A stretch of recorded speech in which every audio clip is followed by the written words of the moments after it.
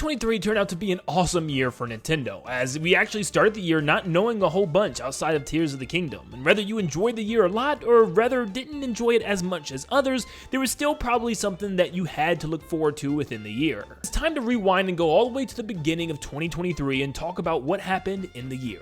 With this first game, I'm technically cheating because it actually ended up coming out at the end of December of 2022. But yeah, you know what? I'm putting it as 2023 because this game needs even more recognition. And a lot of people probably didn't jump into this game until 2023. It's seriously a Rhythm Heaven successor in a way, where it's like a lo-fi version of Rhythm Heaven with a handful of fun games to play on the eShop by a small indie studio. And I absolutely love this game. It will definitely remind you of the series that it's based off of, and it even has fun remixes at the end of each world. This is definitely a must-play in my book, and it was definitely a highlight of 2023, considering the fact that we still don't have Rhythm Heaven on Switch, which is just a shame. Next up in January, technically starting the year, we had Fire Emblem Engage, which just kind of came out of nowhere. It was a recent announced game for the Fire Emblem series, and it just dropped in January with Wave 1 of the DLC dropping as well.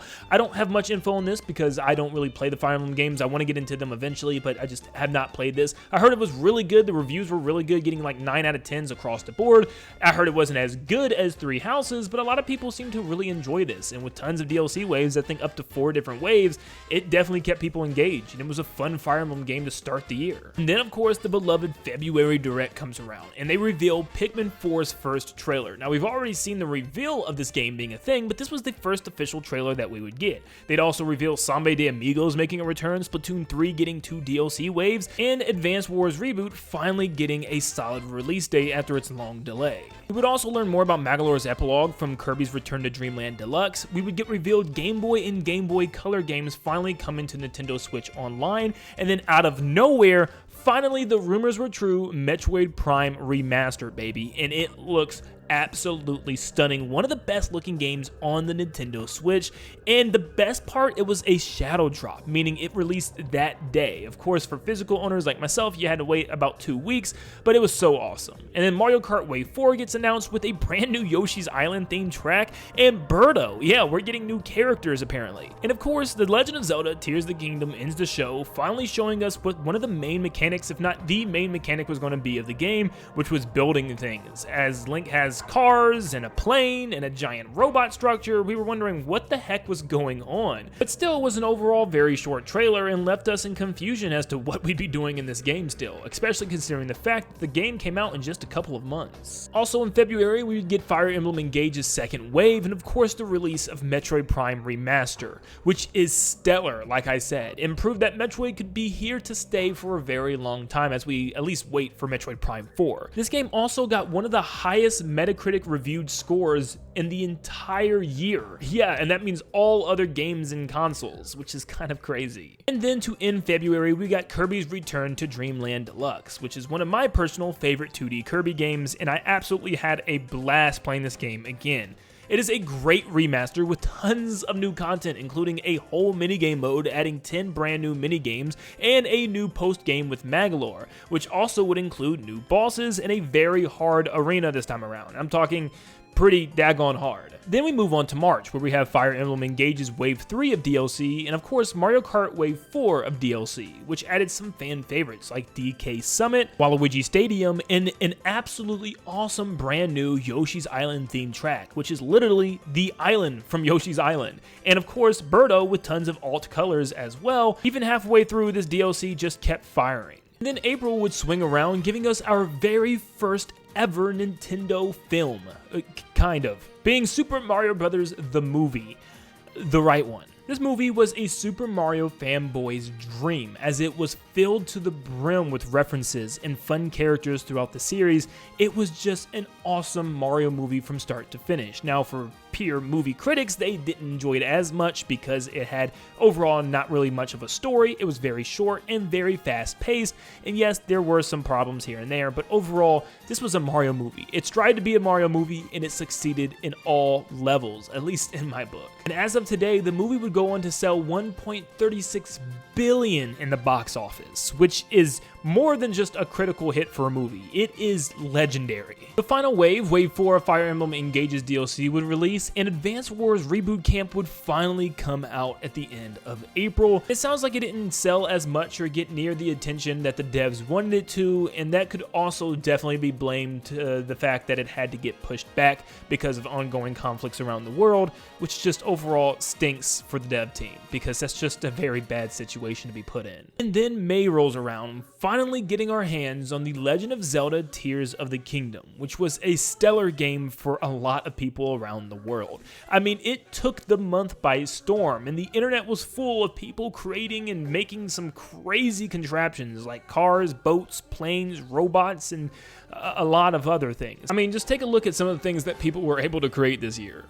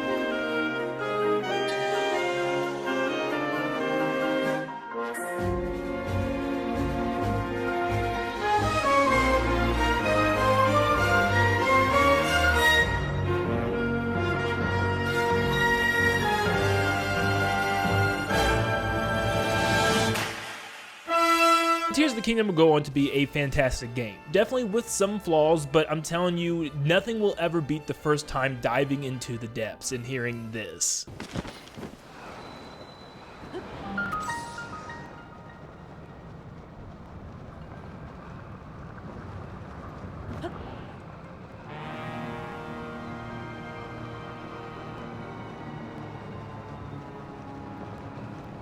Then right before the June Nintendo Direct, a strange bird appeared online. Yep, this is Pyoro from the WarioWare series, but not just the bird itself. This is actually a leaker that came out of nowhere and decided to just drop some bombshells, and they all came true. June rolls around and pretty much everybody, including Nintendo, skips E3 once again, which would later mean that E3 dies out later on in the year, but Nintendo did have a direct later on in June, which started off with Pokemon DLC, and then some random Splatfest announcement for some reason. That was literally it for Splatoon that day, and then Detective Pikachu, which would go on to, at least to a lot of fans, be extremely underwhelming. But hey, I mean, at least Pyoro was right, because he was right again about Super Mario RPG, which he called right before the Direct, which also indicated a Mario-thon, kind of, because Nintendo revealed 2 more Mario games. First one, which I saw curtains pull back, so I swear it was Paper Mario The Thousand Year Door, and I was very sad, at least during this Direct. But it was a new 3D Princess Peach game, which was very odd the way they revealed it, but yeah, which is strange, but very exciting. We also learned that Luigi's Mansion Dark Moon would be coming back as Luigi's Mansion 2 HD for the Nintendo Switch. Mario Rabbids would get its Wave 2 of DLC announcements, and more Pikmin 4 would be shown off right before its release in July. And they would also throw us Pikmin 1 and Pikmin 2 on the Nintendo Switch as well, which I had to wait until like 3 months to get the physical copy for some reason.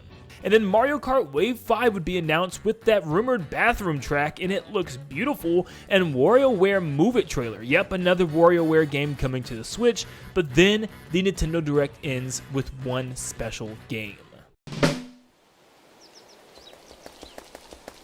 Onward and upward.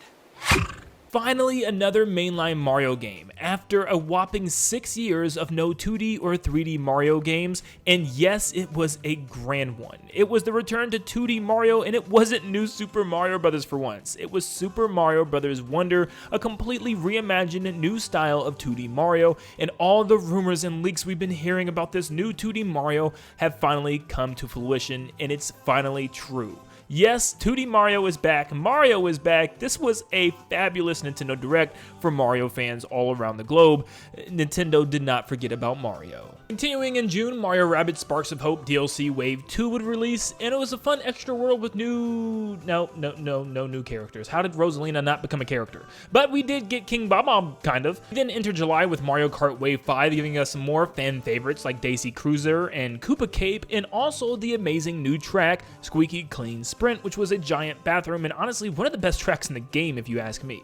Not to mention adding a slew of new characters like Petey Piranha, Wiggler, and even Kamek, which has been missing from Mario Kart since the very beginning and was planned since the very beginning. And then the big July release was Pikmin 4, which was an awesome new Pikmin game which added 2 new Pikmin types, the Ice Pikmin and also the Ghost Glow Pikmin, and the locations just felt so great and serene in this game. Not to mention it felt like a true spiritual successor to Pikmin 2, my personal favorite Pikmin game where you had some great boss battles and dungeons to explore. But still unsure if Pikmin 4 is just a complete total series reboot or if it's a sequel or whatever it is, it's still a great return to Pikmin, and I think fans of the series had a blast with this game, especially with the new camera controls. Moving on to the month of August, we get our final DLC wave for Mario Rabbids, which added Rayman back, and unfortunately I still have not gotten around to playing this last wave, but from what I hear, it was an awesome wave to play with Rayman as he had tons of different abilities and moves that you could use during battle. There was no other new characters, but I heard it was a great way to bring the character back,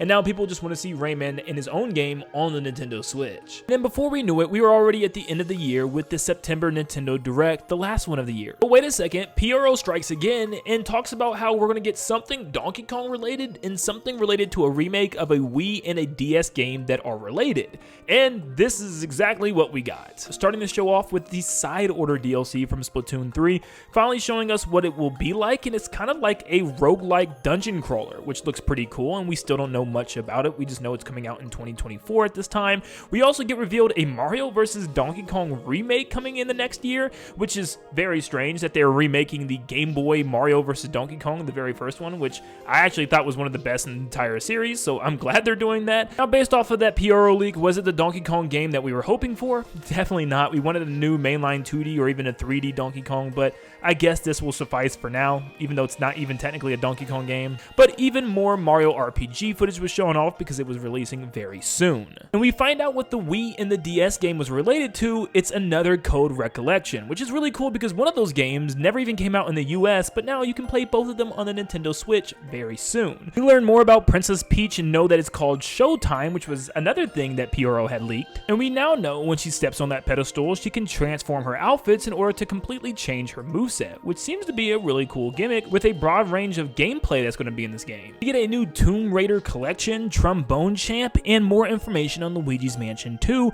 and finally the Sora amiibo is coming out in the following year, which means we can finally close the Smash book for good. But we also get F-Zero in the form of F-Zero 99, which also was another thing PRO leaked, which is another free-to-play Battle Royale game on Nintendo Switch Online. We also finally get a glimpse of Wave 6, the final wave for Mario Kart 8 Deluxe, and they show us that they're not giving us 1 or 2 new characters, not even 3, but 4 brand new characters, being Diddy Kong, Funky Kong, Pauline, and Peachette, which was very odd. But now we're at the end of the show, and all the leaks and rumors have been shown off, and we just are sitting here with absolutely no clue what they could show. It could be a new Mario game, it could be a new Metroid game, but then we see the book.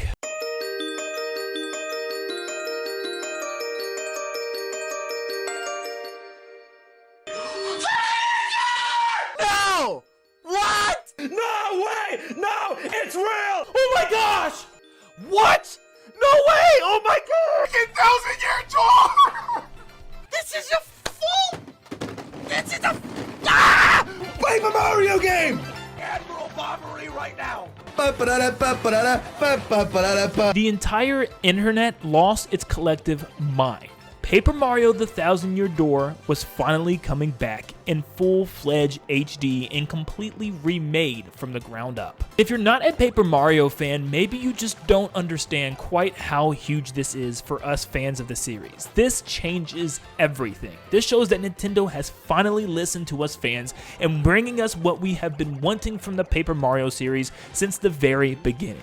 And finally, it's coming back, and even talking about this and watching these reactions and watching this trailer again is enough to give me a grown man chills. I never give a fake reaction, but this was one of the few reactions in the last 7 to 8 years that made me this emotional. I honestly say this is without a doubt the biggest surprise of the entire year and one of the most hype moments for fans across the globe. Paper Mario was back, baby, and in the form of the 1,000-Year Door. As far as actual releases in September, we only really got Pokemon Scarlet and Violet Part 1 of the DLC, and I heard it wasn't as great as the second wave, which would come later on in the year, but then we would jump into October, where finally we would get our hands on Super Mario Bros. Wonder, which was a great new change for 2D Mario. Unfortunately, there was no OG bosses, which was one of the only drawbacks in my opinion. I think it was the fact that every single stage had a Wonder Flower for a Wonder event to be played, and it would change the stage completely, making it feel like you were playing a different game every single level.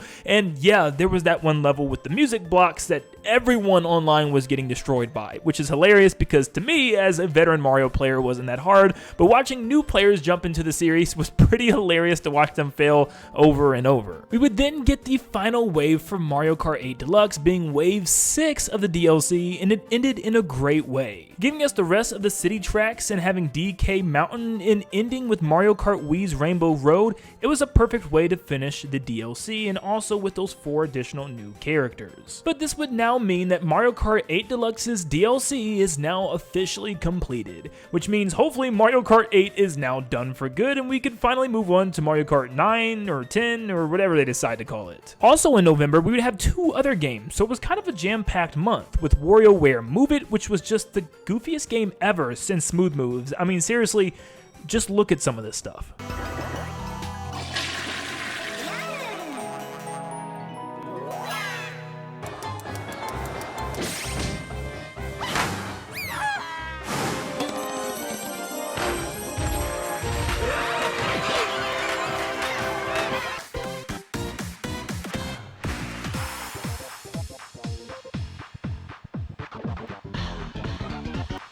And then Mario RPG would come out at the end of November, which was another great remake, very true to the OG. It was just a great RPG all around, with tons of new additions such as rebattling certain boss battles to make them harder and tons of things to do in order to get 100% completion, like playing through other mini games and getting high scores. This game had a lot to do. And then finally in the month of December, we'd get Pokemon Scarlet and Violet Part 2 of the DLC, and I heard it was phenomenal. Once again, I don't really play Pokemon, but I heard it was amazing, and plus I get to see gameplay of people literally running around the world as a Pokemon. I mean, yes, this is so cool. But there was also some more sad announcements this year. For instance, the Wii U and 3DS eShops closing down at the beginning of the year, and also getting the announcement that not only that, but the online servers are going to start to go down early 2024. And we've already seen some servers start to shut down as early as today, with Mario Maker on the Wii U having some servers shut down for people. So yeah, it does seem like we're moving on to the next generation very soon, as a generation prior is starting to be deleted. Not only that, but we did get news of Charles Martinet, the voice of Mario since Super Mario 64,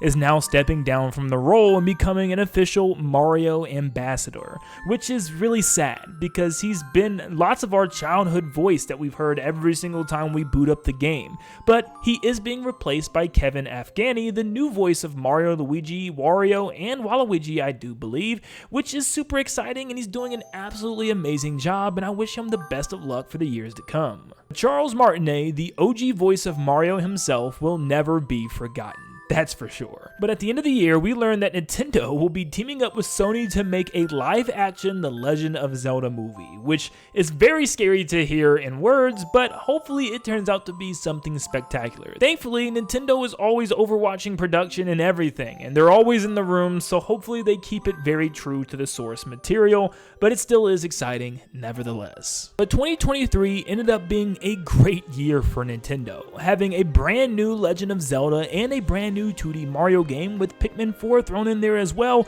Those were just some of the major highlights of the year. Filled with DLCs, remakes, remasters, and ports, there was always something to play almost every single month of the year. With an amazing 2023, and yet rumors saying that 2024 is going to be even bigger with possibly brand new hardware like the new Switch console and an open world 3D Mario game. Yep, it sounds like a lot of good things are happening next year and the rumor mill is spinning once again, but we're just going to hold out until PRO has something to say based off of everything we've gotten from him last year. But I hope you guys had an amazing 2023 as well and enjoy these games that released. And before we move on to 2024, I ask of one thing. If you enjoyed this video and want to see more like it, please stop what you're doing just for the moment and leave a like and subscribe. A lot of you watching this video right now are not yet subscribed, so make sure you do so to be ready for the new year. But thank you so much for tuning in. I appreciate you all.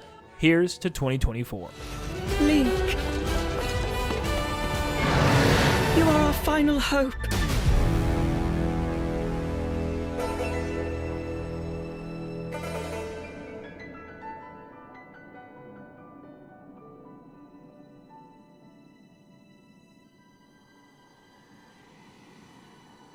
Link, you must find me.